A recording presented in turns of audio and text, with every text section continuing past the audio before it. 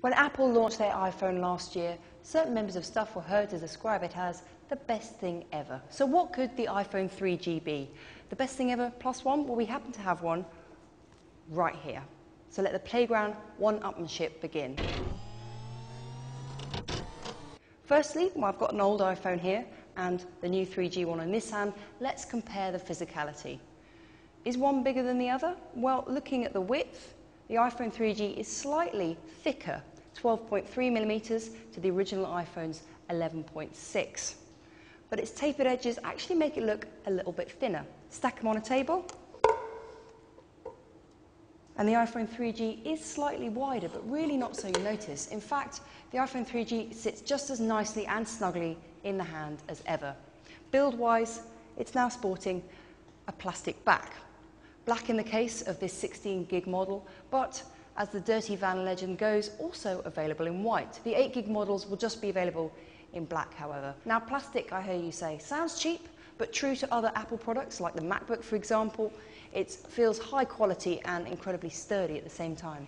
And the buttons around the edges here are now all metal. Thankfully, that recessed headphone jack that we found on the original iPhone is just a distant memory. Now, it's completely flush with the body, so you can use whatever 3.5mm headphones you so wish. But let's get into the real meat, which is the improved connectivity. Now, I was an original iPhone skeptic and studiously avoided the first one. Why? Because I'm a mobile blogger through and through. If the phone doesn't have a decent web connection, I'm just not interested. Well, thankfully now the iPhone is 3G, 3.5G to be accurate, with HSDPA downloading speeds. Now, that's not quite as fast as the inbuilt Wi-Fi, which in the Stuff Office shows a very healthy 2 or 3 bars, as opposed to the original iPhone's just 2, but it's good enough for all my blogging needs. In fact, having dual-wielded the Nokia N95 8GB and the Sony Ericsson C902 for a while, when I loaded up a web page, the iPhone was the winner every time.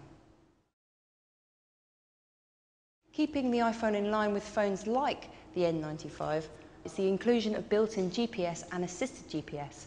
Now, the iPhone was using cellular triangulation location technology before, so its locations weren't particularly accurate. But with inbuilt GPS, that means you're going to get much more precise locations. Good for accuracy, probably bad news for your battery life.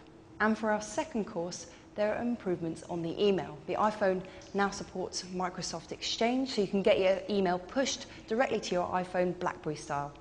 Then the rebranded .Mac, now called Mobile Me, will sync all your calendar, your email, all your contacts directly to your iPhone. And there's even support for PowerPoint and Office documents if you really want to get all corporate with your new toy.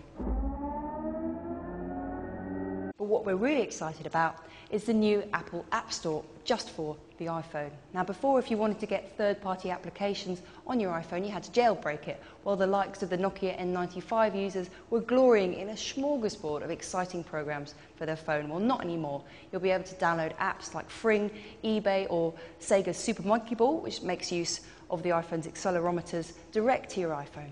So what are the downsides? Well, the iPhone is still lacking in basic functions or just completely behind the times in others.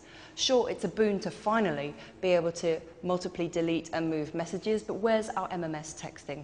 And where's the ability to simply cut and paste text? Not on this phone. The 2-megapixel camera is still completely below par. No autofocus, no flash means you're going to struggle in low light conditions, but how much? Well, in true Blue Peter fashion, we did a test earlier with the Nokia N95 and the Sony Ericsson C902 just to see how each of them fared. And with the iPhone's built-in iPod being a major buying factor, you'd expect it to have some up-to-date media features like A2DP Bluetooth, for example, video recording or flash support, but no. Perhaps the most contentious issue about the iPhone is the price, with it equally being labelled a bargain and a rip-off.